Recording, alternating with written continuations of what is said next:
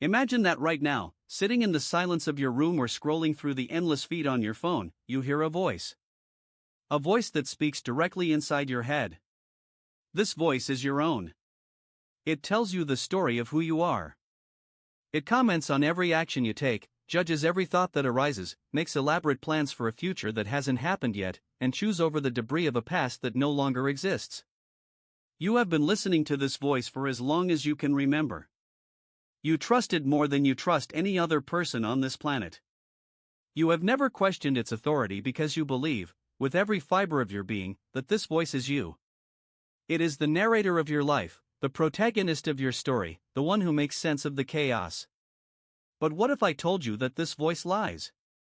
What if, every single morning, the moment you open your eyes, you invite into your mind the most skillful, the most persuasive, and the most dangerous liar you will ever encounter? And that liar is your own brain. It sounds like the opening of a psychological thriller, doesn't it? The kind of film where the protagonist discovers that their closest confidant has been manipulating them from the shadows. But this is not fiction. This is not a plot twist invented by a screenwriter. This is the most ordinary, mundane, and undeniable reality of human existence. And today, we are going to step inside that liar's workshop. We are going to quietly turn on the lights in the darkest and most hidden chambers of your consciousness. We are going to observe, with the patience of a documentary filmmaker, the intricate mechanisms that, day after day, hour after hour, minute after minute, distort your reality, color your perceptions, and shape a world that exists only inside your head. We won't rely on complex medical terminology or dry scientific data. We will simply watch the projector as it runs, and we will begin to notice that the film it's playing, the film about you, about your life, about your worth, about your future, is not a documentary. It is a work of fiction. And it has been playing on a loop for your entire life. Let's begin at the very start of your day. Not the moment you open your eyes, but a few moments before that, in that strange, liminal space between sleep and waking. You are still lying there, your body heavy, your breathing slow. But your brain is already at work. It hasn't waited for you to become conscious. It has already booted up its oldest and most essential program. This program is called prediction. Your brain is not designed to see the world as it is. That would be far too slow, far too inefficient, far too dangerous. Your brain is designed to predict the world before it happens. It is a machine built by evolution for one purpose only: survival. Not happiness, not truth, not self-actualization, survival. And this ancient machine, honed over hundreds of millions of years, greets the new day armed with the data of every yesterday you have ever lived. It already knows the smell of your morning coffee, even before you've poured it. It already anticipates the traffic on your commute, and it begins to secrete a tiny dose of cortisol, a subtle tension, to prepare you for the frustration ahead. It pulls up a mental list of unfinished tasks, of unresolved arguments, of looming deadlines. It resurrects old fears and old grievances, like an archivist who believes that the past is the only reliable map to the future. And all of this happens before the first ray of sunlight has touched your eyelids. Your brain does not wait for reality. It creates a model of reality based on past experience, and it forcibly drapes this model over the present moment like a wet sheet thrown over a sleeping figure. You do not wake up into the world. You wake up into a world that your brain has already predicted, already judged, already reacted to, a full 5 minutes before you even opened your eyes. And then you rise. You swing your legs out of bed, your feet touching the floor, and you shuffle towards the bathroom. This is a journey of perhaps 10 steps, but for your brain, it is a journey through a landscape already mapped with meaning. You stop in front of the mirror. You look at your reflection. And this, right here, is the first conscious act of creation your brain performs for you today. You look at the face in the glass, and your mind instantly applies a filter. It does not see an objective image, a collection of shapes and colors and textures. It sees a collection of labels, of tags, of judgments that have been accumulated and cemented over years and years. Look at those bags under my eyes. I slept terribly again. I always sleep terribly. My hair is a mess. I look tired and unattractive. Or perhaps, for some, the filter works in the opposite direction. Not bad for my age. Looking good today. But whether the judgment is positive or negative, it is not the truth. It is an interpretation. It is a story your brain is telling you about the person you see. It is not even a photograph. It is a painting, created by an artist who is in a highly emotional state, an artist who cannot help but add shadows where there are none, and brighten the features you have been trained to notice. The mirror does not lie. The mirror merely reflects.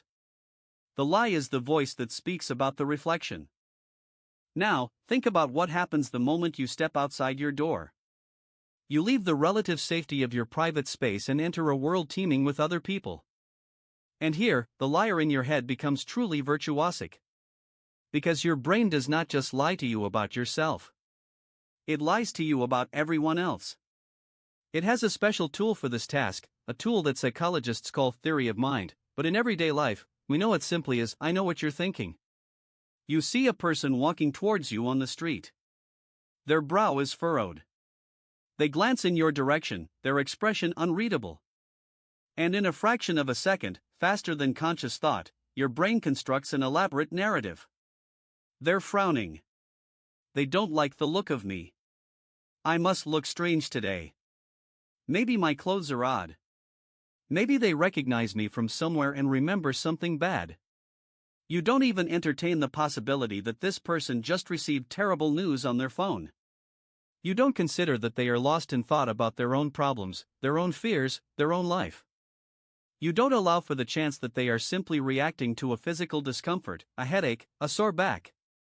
Your brain does this instantly, automatically, and the most disturbing part is that it does it to protect you. Back on the savannah, in our ancient past, the ability to instantly assess the intentions of a fellow human was a matter of life and death. He's frowning. He's angry. He might attack. Be ready. But today, you are walking through a grocery store or an office corridor, and this ancient defense system creates a field of tension around you that has no basis in external reality. You are fighting ghosts. You are dodging attacks that will never come. And you are exhausting yourself in the process. This process never stops. It runs continuously, like a generator in the basement of your mind, humming away, day and night. You have a conversation with a colleague who glances at their phone while you're speaking, and your brain whispers, you're boring them. You're not interesting. You have nothing valuable to say. You send a message to a friend and receive no reply for an hour, and your brain begins to compose a novel about how you've offended them, how the friendship is fading, how you will end up alone. You open social media and see photographs of happy people on beaches, in restaurants, at parties, and your brain, like an obedient servant, holds up a mirror that reflects your own life as gray, insignificant, and lacking. But none of this is true. It is all illusion. It is all your brain, using a very limited set of data points, filling in the rest of the canvas with the darkest pigments it can find. Why does it do this? Why does it default to the negative? Because negativity is sticky. Because for survival, it is far more important to notice the poisonous snake in the grass than to admire the beautiful flower. Your brain is a night vision device, tuned to detect threats. And it finds them everywhere, even where they don't exist, simply because that is its job. It would rather be wrong 100 times, seeing a tiger in every shadow, than be wrong once and miss the actual tiger. But the most sophisticated, the most elaborate, the most emotionally devastating lies that your brain serves to you on a silver platter every single day concern your past and your future. Let's pause here for a moment and really consider what we mean when we talk about memory. We have this deeply ingrained belief that memory is like a video recording. That somewhere deep in the archives of our minds, there are pristine, unaltered files of everything that has ever happened to us. We believe that if we try hard enough, if we concentrate, if we dig deep enough, we can open that file and watch the scene exactly as it unfolded. But modern neuroscience has shattered this illusion completely. Every single time you remember something, you are not playing back a recording. You are rebuilding a story from fragments stored in different corners of your brain, and each time you rebuild it, you do so under the influence of your present moment. Think of a memory from your childhood. Perhaps a time you fell off a bicycle and scraped your knee. You remember the pain, the shock, the sight of blood. You remember your mother running towards you across the yard. But what if I told you that your memory of this event is a feature film that you have been reshooting and re-editing for decades? Every time you've told this story to a friend, every time you've simply replayed it in your mind, you've made tiny changes. You've made your mother's expression a little more concerned. You've made the pain a little sharper. You've added details that weren't there, because they make the story better, more coherent, more meaningful. And now, years later, the original event is buried under layer upon layer of interpretation, emotion, and retelling. Your brain does not store the truth. It stores the essence, the emotional core, and every time you need an image, it paints a new picture using the palette of your current mood. If you are sad today, your childhood will appear gray and lonely. If you are in love, the very same memories will suddenly feel warm and nostalgic. You do not remember the past. You imagine it. You construct it, using the materials of the present moment. The past is a story you tell yourself, and the storyteller changes every day. And the future. Ah, the future. The future is your brain's favorite playground. This is where it truly cuts loose. This is where it builds its most elaborate, most terrifying, most convincing fictions. You lie in bed at night, trying to fall asleep, and the session begins. Your brain, freed from the distractions of the day, starts to project scenarios onto the screen of tomorrow. It takes your current fears, your current insecurities, your current anxieties, and it projects them forward, painting a vivid picture of all the terrible things that are going to happen. Tomorrow, I'm going to fail that presentation. Tomorrow, I'm going to say something stupid on that date. Tomorrow, everything is going to fall apart. And the worst part is, you believe it. You accept these dark fantasies as predictions. You begin to prepare for failure, to emotionally live through the catastrophe hours before it has even had a chance to occur.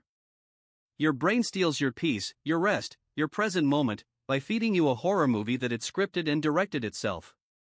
And when tomorrow comes, you walk onto the stage already exhausted, already defeated, already convinced of the outcome. The prophecy fulfills itself, and your brain nods sagely and says, "See? I told you. I was right all along." It doesn't understand that it was the one who built the stage, wrote the script, and directed the play. This is the human condition. This is the water in which we swim. We live our entire lives in a constant, unending dialogue with this internal narrator. And this narrator is not us.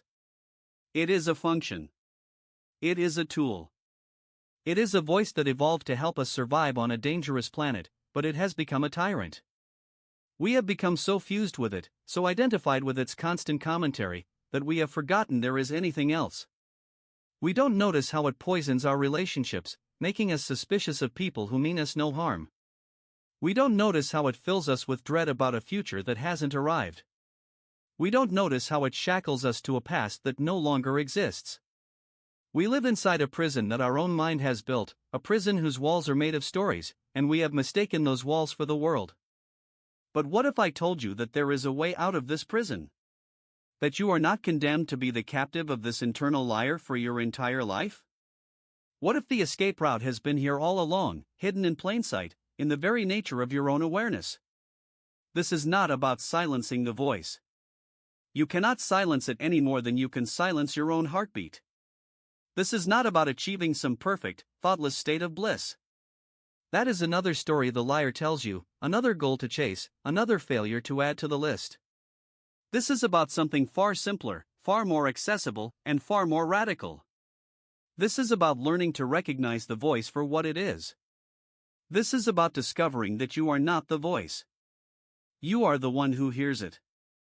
Imagine standing in front of that mirror again tomorrow morning. The voice starts up, right on schedule. "Oh, look at those bags. I look terrible." And in that moment, you do something different. Instead of getting drawn into the story, instead of agreeing with the judge, instead of feeling the familiar slump of discouragement, you simply notice. You notice the voice. You notice the words. You notice the tone.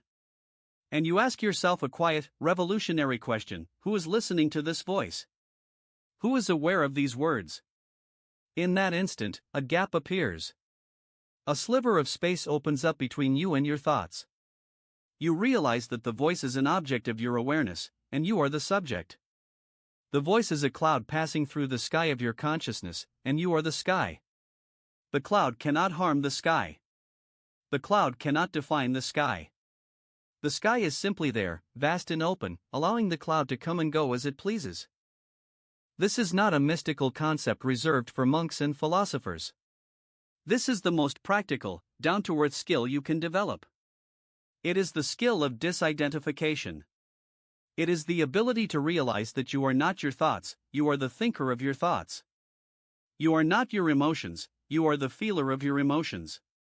You are not the voice, you are the listener. And from this new perspective, everything changes. The lies that your brain tells you every single day don't disappear, but they lose their power. They become like the background noise of a city, present, but not consuming. You can hear them without being controlled by them. You can watch the parade of thoughts without stepping into the street and joining the march. So let's go back to that moment on the street, when you see the stranger with the furrowed brow. The voice will still start its familiar story. They're judging you. They don't like you. But now, you have a choice. You can listen to the story and feel the familiar sting of rejection. Or you can notice the story. You can say to yourself, there it is again. My brain is doing its job. It's trying to protect me by predicting a threat. But in this moment, in this reality, there is no threat. There is just a person walking down the street. And in that noticing, the tension dissolves. Your shoulders drop. Your jaw unclenches. You take a breath. You are no longer a character in the movie your brain is projecting. You are the audience, sitting calmly in the dark, watching the screen with interest but without attachment. This is the beginning of freedom. This is the first step out of the prison of the thinking mind. And it is available to you right now, in this very moment, as you read these words. The voice in your head might be saying, "This is interesting," or "This is boring," or "I don't understand," or "I want to go back to scrolling." Notice that voice. Notice it without judgment. And then ask yourself, who is noticing? Who is aware of the voice? The answer is not a thought. The answer is not a concept. The answer is a direct experience, a felt sense of presence that has been with you your entire life, hidden in plain sight, behind every thought, beneath every emotion. It is the you that was there before the voice started speaking, and it will be there after the voice falls silent. It is the only thing about you that has never lied. And so there you are, standing in the lobby of this infinite internal cinema. You've just taken the first and most difficult step, you've begun to doubt the voice of the narrator. You've glimpsed the possibility that the thoughts you've always taken to be you are merely shadows on a cave wall. But what happens next? What happens when you step out of that dark theater and into the sunlight, trying to live with this new understanding? You quickly discover that the old liar doesn't give up so easily. It changes tactics. It becomes more subtle, more sophisticated. And now that you know its secret, it begins to play a new game with you, an even more captivating and dangerous game. Because the most interesting part begins precisely when you try to separate truth from lies. Your brain, that master manipulator, adapts instantly. It says to you, in a voice that sounds remarkably reasonable, "Excellent. I understand now. I'll be quiet. I'll be perfect. Look, I'm not thinking anything negative. I've achieved enlightenment. I'm at peace." And this, right here, is the most dangerous trap on the entire journey. Because the thought that you have achieved something, the thought that you have understood something, the thought that you are now enlightened or awake or peaceful, that is still a thought. It is still part of the performance. It's as if the actor in your head suddenly removes their mask and says, "Look, it was just me playing a role all along," but continues to play the role of the actor removing the mask. You begin your day with a firm resolve not to believe the internal dialogue. You walk to work, feeling centered, feeling present. And then your boss glances at you with a strange expression. In a flash, faster than you can blink, the old program activates. There it is. They're unhappy with me. I'm probably going to get fired. But then you remember your new superpower. You tell yourself, stop. This is just a thought. My old friend the liar is trying to scare me. I don't have to believe it. And you feel a swell of pride. You did it. You caught it in the act. You won. But let's look a little deeper. Who is this you that feels pride? Who is this you that celebrates victory over thoughts? It's another thought. Your brain has instantly turned your liberation into a new narrative. It has created a story about the enlightened me who defeats negative thoughts. And now you are attached to this new image. Now you begin to fear losing this state. Now you begin to evaluate every moment. Am I being aware right now? Am I falling for it? Am I still enlightened? And this process of evaluation, this constant self-monitoring, drops you right back into the same cage, only now the cage is painted in brighter colors, decorated with spiritual language, lined with the cushions of self-improvement. This is like trying to outrun your own shadow. The faster you run, the harder you try to escape it, the more persistently it follows you, step for step. Your brain will use any action, any success, any insight to strengthen the sense of a separate self that is doing the achieving. It whispers, look how aware I've become. Look how calm I am. Look how much I've grown. And you fall for it again, because you've simply transferred your identification from the old, anxious self to a new, improved, spiritual self. But a self is a self. A story is a story. And the liar doesn't care what story it tells, as long as you keep believing that the story is you. Do you remember that feeling of stillness between thoughts we spoke about in the first part? That feeling of simply observing the mind without getting caught? That feeling is not an achievement. It cannot be bought, or accumulated, or held onto. It is either here, right now, or it is not. And the attempt to hold on to it is the surest way to lose it. Because holding on requires effort. It requires a holder. And the space behind thoughts requires no effort at all. It simply is. It's like the sky, through which clouds drift. The clouds are thoughts. They come and they go. But the sky doesn't try to hold on to the clouds, and it doesn't try to push them away. It simply allows them to be, utterly undisturbed by their passage. Our entire lives, our entire experience of suffering, stems from one fundamental error. We confuse the map with the territory.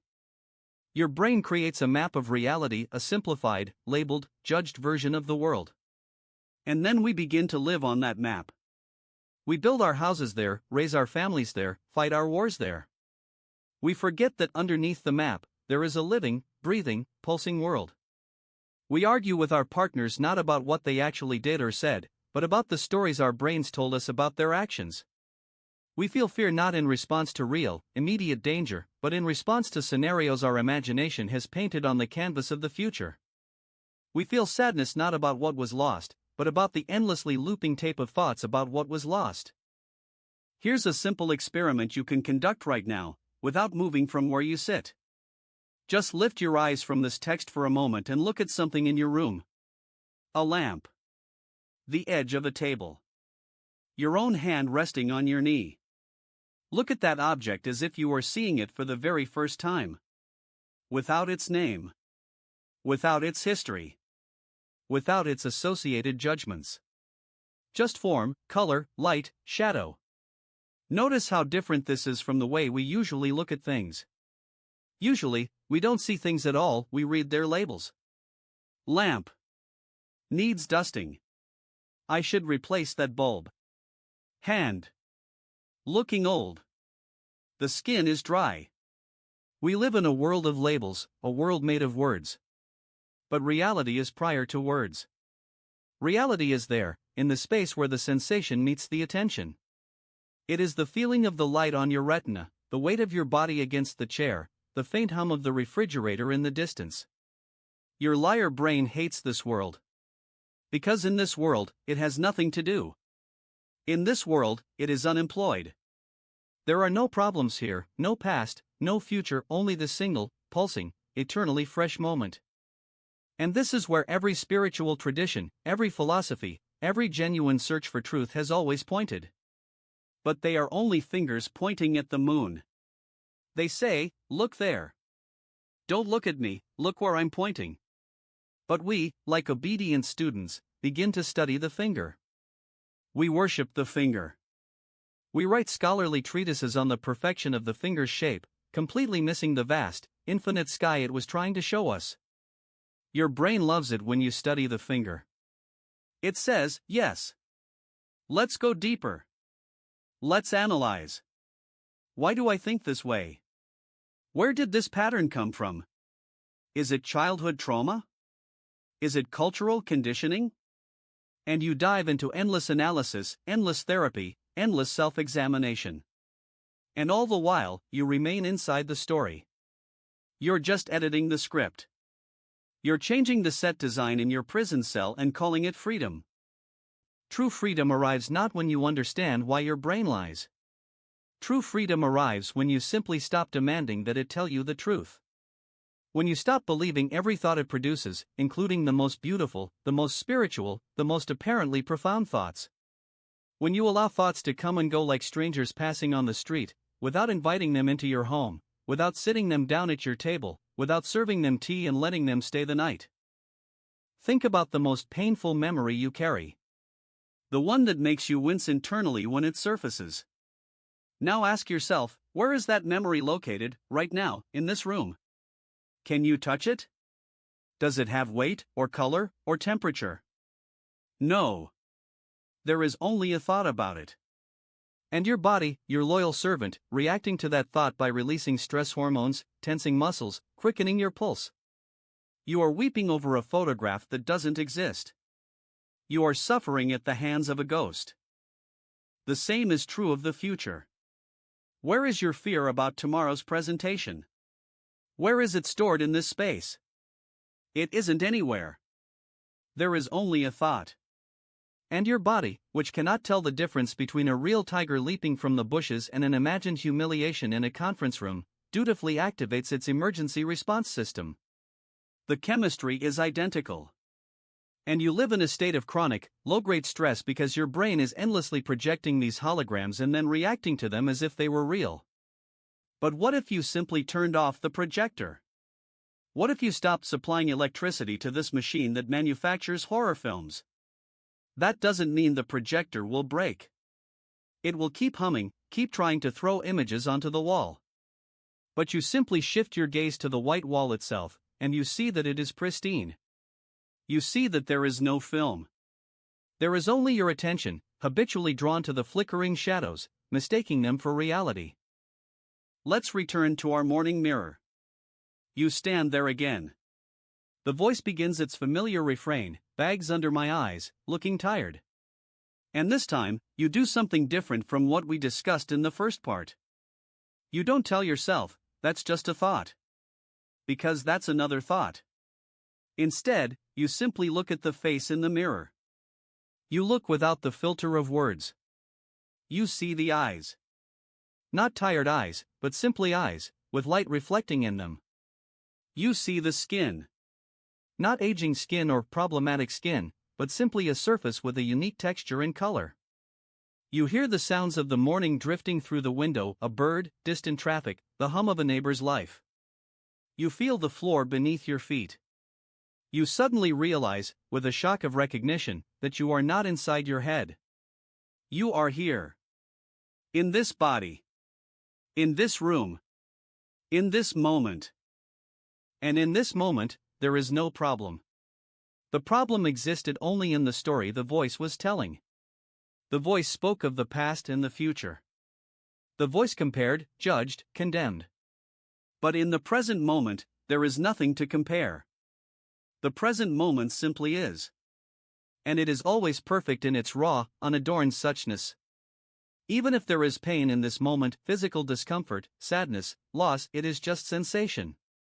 It comes and it goes. It does not become suffering until the brain wraps a story around it. Why do I always feel this way? This isn't fair. What if it never gets better? Suffering is pain multiplied by narrative.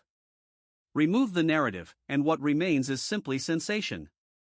Unpleasant, perhaps, but bearable. As natural as cold or heat, as temporary as weather. And now you are walking down the street. You see people passing. You notice how your brain instantly categorizes them: attractive or unattractive, successful or unsuccessful, friend or foe, safe or dangerous. But now you are not drawn into this game. You simply observe the categorization process in action. It's like watching a machine on an assembly line. Parts move along the conveyor belt, are sorted into bins, are labeled and packaged. But you don't have to buy the products. You don't have to take them home. You simply walk past the factory, observing its relentless activity with mild, detached interest. And then, suddenly, you notice something else. You notice how the sunlight catches the surface of a puddle left by last night's rain, creating 1,000 tiny reflections. You don't think about this. You don't analyze it. You simply see it. And in that seeing, for a fleeting moment, the seer and the seen are not two separate things. There is just the seeing. You and the puddle and the light become a single, unified event. And in that unity, loneliness vanishes. Fear vanishes. Time vanishes. This is not a mystical trance reserved for saints. This is the most ordinary state of human consciousness, simply buried under mountains of mental rubbish called thinking. A young child lives in this state constantly, until they are taught not to. Until they are told, that is a table. That is bad. You should. You shouldn't.